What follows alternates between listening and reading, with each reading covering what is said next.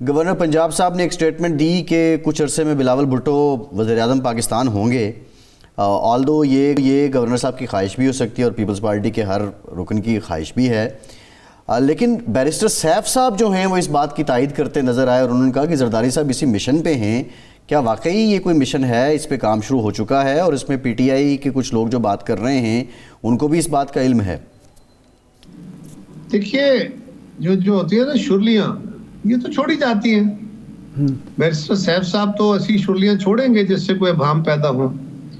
बिलावल साहब वजीर आजम इंशाअल्लाह ताला बनेंगे, जल्द बनेंगे।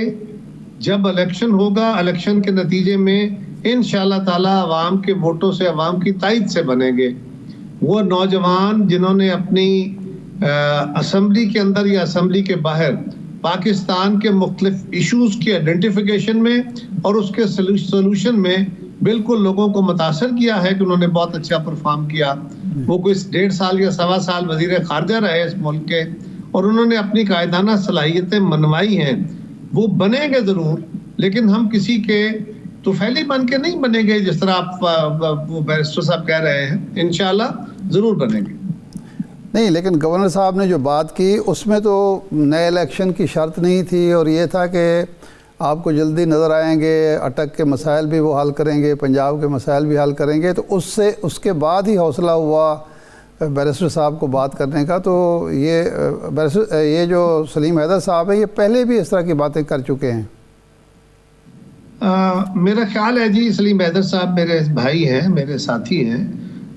उनकी बात या मेरी बात या किसी और की बात को इतनी अहमियत नहीं है जितनी खुद चेयरमैन साहब की बात को है। तो चेयरमैन साहब ने अभी चंद दिन पहले, आपके भी नज़र में गुजरा होगा, उन्होंने बाकायदा इसी तरह के किसी सवाल का जवाब देते हुए कहा था कि मियां शहबाज शरीफ साहब हमारे वजीर आज़म हैं और वो 5 साल के लिए हैं। ठीक है। अच्छा कायरा साहब, पंजाब हुकूमत और सिंध हुकूमत में भी कुछ दिनों से एक चपकलिश नज़र आती है। उसमें बुखारी साहबा एक बयान देती हैं, शर्जील मेमन साहब उसका जवाब देते हैं, फिर जवाबुल जवाब आता है। लेकिन ये तो चलो हम समझ सकते हैं कि दो सियासी जमातें हैं जो पॉइंट स्कोरिंग करती रहती हैं, लेकिन पानी के इशू पर आपके रिजर्वेशन जो हैं वो सीरियस हैं और सिंध में और भी जो जमातें हैं ख़ास तौर पर कौम परस्त, वो आपके साथ खड़े हैं इस इशू पर। ये मामला आप जो मुलाकातें कमेटियों की हुई अभी तक तय क्यों नहीं पा सका, और क्या ये ऐसा मामला नहीं है कि अगर ये चलता रहा तो बदमज़गी बढ़ जाएगी? देखिए, सियासी तनाव बढ़ना तो खैर मुनासिब ही नहीं है, नहीं बढ़ना चाहिए, लेकिन ये तो इशू पाकिस्तान की बका का इशू है।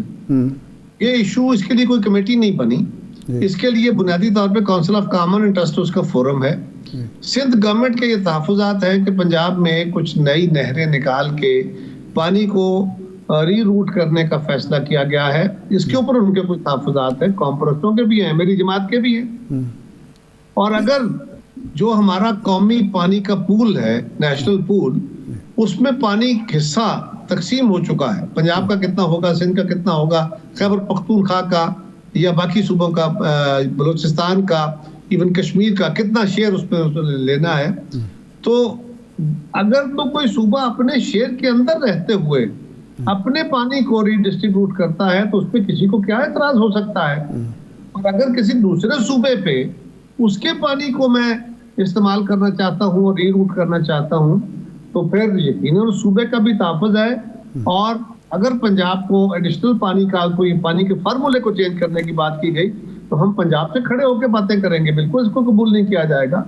लेकिन इसके ऊपर अभी तक क्लैरिटी नहीं कि तहफ़्फ़ुज़ात क्या हैं। बिल्कुल किसी सूबे को दूसरे सूबे के मसाइल का इस्तेमाल नहीं करना चाहिए, तयशुदा असूलों को नहीं छेड़ना चाहिए। और काउंसिल ऑफ कॉमन इंटरेस्ट जो उसका प्रॉपर फोरम है, वो उसका फोरम कैबिनेट नहीं है, उसका फोरम हमारी सब कमेटियां नहीं है, उसका फोरम पार्लिमानी कमेटियां नहीं है, काउंसिल ऑफ कॉमन इंटरेस्ट है। उसका इजलास बुला के इस मामले को एड्रेस करना चाहिए। ये मामला हमारे कौमी वजूद के लिए बहुत सेंसिटिव। पीटीआई अब अपोजिशन अलायंस के साथ रमज़ान के बाद तहरीक की तरफ जा रही है। आप क्या समझते हैं कि हुकूमत को अभी से इसको एड्रेस कर लेना चाहिए अलायंस की तकमील से पहले ही, या ये अलायंस बन भी गया, एहतजाज हो भी गया तो हुकूमत इतनी मजबूत है कि उस पर कोई असर नहीं पड़ेगा? मैं इरशाद साहब मेरे ख्याल है आपसे और मुझ दोनों से सीनियर हैं और इन्होंने बहुत उम्र गुजारी है सहाफत में। पाकिस्तान के अंदर बहुत सारी तहरीक चली और इन तहरीकों के नतीजे में कभी हुकूमतें गिर के नए इलेक्शन नहीं हुए। तैयारे गिरे तो इलेक्शन हो गए, अदालतों ने इंटरवीन किया तो इलेक्शन हो गए, या किसी और जगह से नहीं कारा साहब 93 में तो इलेक्शन हुए थे, तहरीक के नतीजे में ही इलेक्शन हुए थे। 93 में क्या हुआ था, किसने इलेक्शन कराया था? जिसने भी कराया, लेकिन थी तो तहरीक। ऐसे ना करे ना क्यों ना करे ना, मैंने तो यही कहा ना कि किसी बैरूनी किसी जो अनकॉन्स्टिट्यूशनल इंटरवेंशन के नतीजे में इलेक्शन होते रहे। यानी आप वो कह रहे हैं वो किसी राजी नहीं है अभी तक इलेक्शन पे? नहीं, मैं गुजारिश करता हूँ, बिल्कुल नहीं है, ये भी इलेक्शन मसले का हल ही नहीं है। आप ये फरमाइए कि फर्ज करें ये अपोजिशन इकट्ठी हो जाती है, इनका मुतालबा आता है इलेक्शन कराएं, अगर गवर्नमेंट मान लेती है इलेक्शन करा लेते हैं तो फिर क्या होगा? फिर इलेक्शन कमीशन बदले, उसके अगला क्या होगा कि जी इलेक्शन के कानून बदलें, फिर उसका अगला क्या होगा? इलेक्शन बनाने कराने की मशीनरी नई तश्कील दी जाए। तो ये तो लामतनाही सिलसिला शुरू हो जाएगा। इलेक्शन का मुतालबा करने से पहले ये देखना चाहिए कि इलेक्शन क्यों, किसी जमात की ख्वाहिश पे तो इलेक्शन नहीं होंगे ना। दूसरी तरफ अक्सरियत में लोग बैठे हैं, पीटीआई कहती है कि हमारे साथ जाती हुई है, बिल्कुल उनका हक है, वो ट्रिब्यूनल में जाते। ट्रिब्यूनल्स को रोका किसने है? इस बुनियाद पे कि इन ट्रिब्यूनल्स के अंदर आपने रिटायर्ड जजेस लगा दिए। रिटायर्ड जजेस पहले भी लगते हैं, कमीशन भी बनते हैं, इस तरह के सारे फोरम तैयार होते हैं। अच्छा, फर्ज करें कि ये हुकूमत की नीयत दुरुस्त नहीं थी और उन्होंने अपने रिटायर्ड जजेस लगा लिए, अगर पीटीआई उनके पास पेश होती, उनके चैलेंज ना करती, तो वहां से पीटीआई के खिलाफ फैसले होते, यही उनका तहफ़्फ़ुज़ था ना, तो वो हाई कोर्ट में चले जाते, वो सुप्रीम कोर्ट में चले जाते, अब तक उनके फैसले किसी तरफ लग चुके होते। तो खुद उन्होंने सारे प्रोसेस को खुद रोका हुआ। लेकिन चले आगे बढ़ते हैं, वो फोरम हुए बगैर, उन फोरम से डिसाइड किए बगैर, सुप्रीम कोर्ट या हाई कोर्ट से डिसीजन लिए बगैर और भी कोई रास्ता है इलेक्शन कराने का?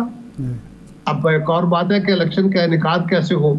सारी जमातों को बशमूल पीटीआई वो अपना मुतालबा करें, वो अपने सियासी इलेक्शन लड़े, वो अपना सियासी मैदान में लड़े, वो अदालती मैदान में लड़े, लेकिन on the floor of the house वो गवर्नमेंट के साथ बैठे, वो इलेक्टोरल रिफॉर्म्स पे काम करें। इस मुल्क में फ्री एंड फेयर इलेक्शन कैसे हो सकता है? अगला इलेक्शन भी अगर इसी तरह हुआ और उसके ऊपर किसी को एतबार ना हुआ तो काम तो खराब है।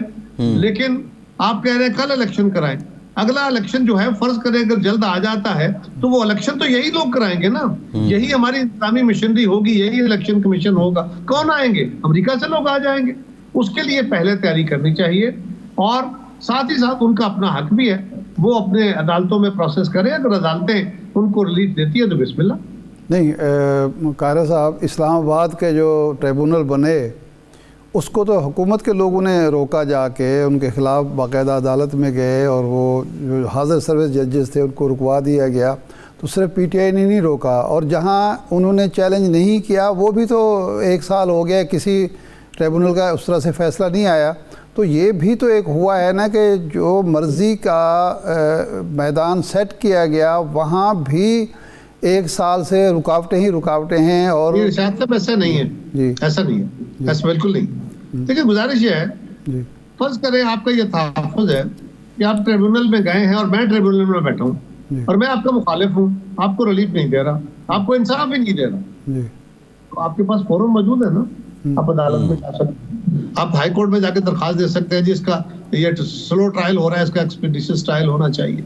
आप सुप्रीम कोर्ट का दरवाजा खटखटा सकते हैं। ये तो बड़े रास्ते हैं ना जी। पीटीआई की एक जमात है, उनके पास उनके वकला की एक पूरी फौज जफर है, वो बाकायदा रोज जाके टेलीविजन पे आते हैं, असेंबलियों में जाते हैं, अदालतों में जाते हैं, इसके बारे में भी सवाल कर सकते हैं। नहीं, वो ये कहते हैं कि जिस जज से हमें रिलीफ मिलता है वो दूसरे दिन उस जज को तब्दील कर दिया जाता है, उसकी जगह पे नया जज बिठा दिया जाता है।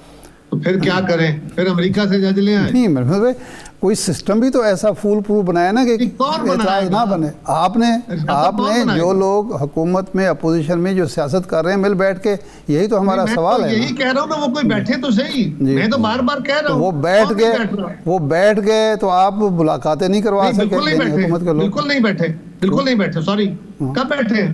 वो 2 दिन आके बैठे, उसके बाद उन्होंने कहा जी क्योंकि फलां वजीर ने ये कहा है, फलां वजीर ने ऐसे कह दिया है, लिहाजा हमारा ख्याल है कि इनसे कुछ नहीं निकलेगा, हम मुज़ाकरात तोड़ रहे हैं। नहीं ये नहीं हुआ। तो उन्होंने जवाब दिया, जवाब ये दो जवाब दिए। एक तो हमारी मुलाकात अपने बानी से नहीं कराएगी, दूसरा हामिद रजा हामिद नहीं इस सेशन इस दौरान नहीं करे, इस दौरान से नहीं कराएगी। देखिए एक बात याद और दूसरा ये है कि हामिद रजा के घर पुलिस भेज दी, मुज़ाकरात हो, रोज मुलाकात हो, ये नहीं होता।